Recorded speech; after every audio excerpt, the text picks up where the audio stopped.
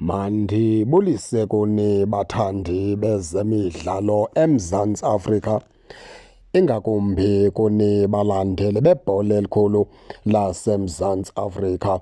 Baphulaphula umbuzo umile uthi ngaba na iKaizer Chiefs iredi na ukuqobisana pha neMamelodi Sundowns kulo mgqibelo siya kuwo? Ngokwamazwi kaphuma phaa kwidifenda eqela leKaizer Chiefs Inasayo Mugwele, uyibeke yacaca umfana omdala xa bebuzwa phaa ngoonondaba.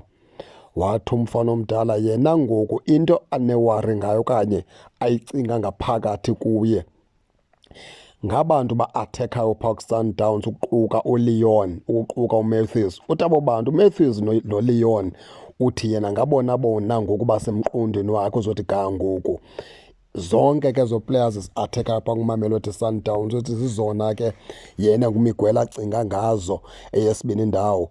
Uthi ke ngoku nasetreyiningini wenza sure into yokubana ke azimisela training ngendlela erayithi ukwenzela into yokubana aze umlumzana uFernando da Cruz ongumqeqeshi weqela leKaizer Chiefs amchonge abe ngomnye kwabadlali abazokwazi udlala phaa ngomgqibelo. Baphinda konondaba bambuza kuMiguel ngokubuyela kwakhe phaa kwi-national team yapha eAngola into yokubana akarhaleli na ukubuyela back phaa kwicala lesizwe lapha eAngola njengokubana liye latyumpa umqeqeshi omtsha. Ewe kuMiguel yatsho uthi ke yena ke ewe xa ethetha inyaniso angavuya ukubuyela eqembini lesizwe laseAngola, kodwa ngoku akafokasanga kuloo nto, ufokase kwiKaizer Chiefs. Khumbula lo into yokubana zinintsi imetshi iKaizer Chiefs asazozidlala. Eyona nto ungayicinga uMiguel uthi yiloo nto kuphela into yokubana bazokwenza kanjani na ukwenza into yokubana iKaizer Chiefs ize nempumelelo. Uthi ngoku yena uMiguel ucingana nalo mdlalo ke weKaizer Chiefs kunye neMamelodi Sundowns uzoba ngumgqibelo, ecinga ubunzima azodibana nabo bukaLeon kunye noMatthews phaa ngaphambili.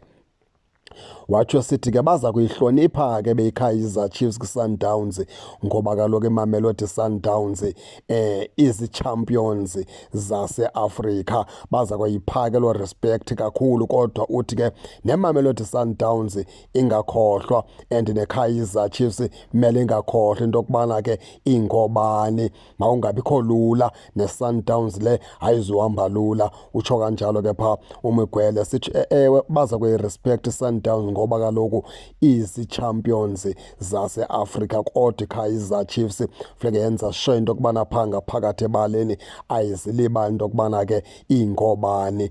Bayayifuna ke ngelipheleleyo nabo ke laa mpumelelo yaphaa ngomgqibelo. Khumbula ke mphulaphula into yokubana ke iKaizer Chiefs iyadlala phaa neMamelodi Sundowns kulo mgqibela siya kuwo. Ukuba ndiphazabi badlala phaa ngo-3 o'clock emalanga. Injalo ke mphulaphula ke nawe kungakungene utsho into yokubana uva kanjani. Ungakhohlwa usubscribe kule channel kuze ungaphoswa zezemidlalo endiza kothulela zona kwixa elizayo kakuhle babukeli.